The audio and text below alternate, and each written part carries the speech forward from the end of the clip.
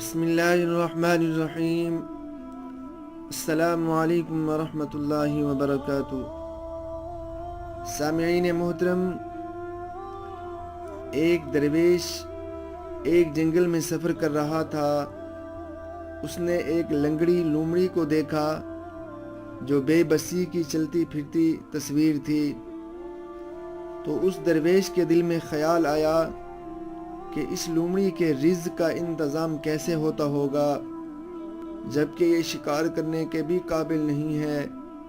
درویش ابھی یہ بات سوچ رہا تھا کہ اس نے ایک شیر کو دیکھا جو منہ میں گیدڑ دبائے اس لومڑی کے نزدیک آیا۔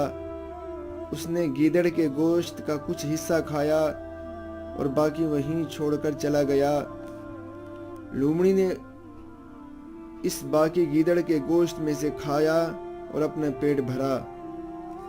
درویش نے جب یہ سارا ماجرا دیکھا تو اس سے اتفاق قرار دیا اور یہ دیکھنے کے لیے کہ یہ لومڑی دوبارہ اپنا پیٹ کیسے بھرے گی، تو وہیں قیام کر لیا۔ اگلے روز بھی وہی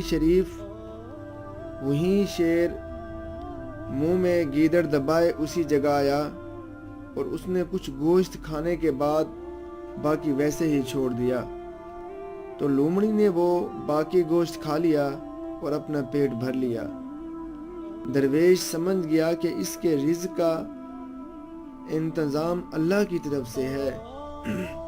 اس نے دل میں فیصلہ کر لیا کہ میں بھی اب اپنے رزق کے لیے کوئی جستجو نہیں کروں گا اور میرا رزق اللہ جل جلالہ مجھے خود پہنچائیں گے، جس طرح لنگڑی لومڑی کو شیر کے ذریعے رزق پہنچا رہا ہے۔ درویش یہ فیصلہ کرنے کے بعد ایک جگہ جا کر اطمینان سے بیٹھ گیا۔ اسے یقین تھا کہ اس کا رزق بھی اسے پہنچ جائے گا، مگر کئی دن گزر گئے، اس کے لیے کھانے کی کوئی شے نہ تھی، یہاں تک کہ وہ کمزوری کی انتہا کو پہنچ گیا۔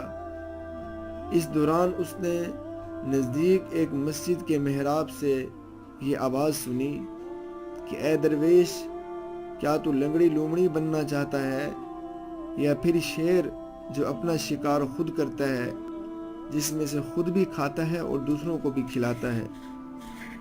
میرے دوستو، اس واقعے کا مقصد یہ ہے کہ جب اللہ جل جلالہ نے رزق دینے کا وعدہ کیا تو اس کا یہ مطلب نہیں کہ وہ تمہیں بغیر جستجو کے مل جائے، بغیر مانگے مل جائے۔ نہیں میرے دوستو، ایسا بالکل نہیں۔ پہلے جستجو کرو، پھر اس رب سے امید رکھو کہ وہی ہے جو تمہارے رزق کا انتظام بہتر کرنے والا ہے۔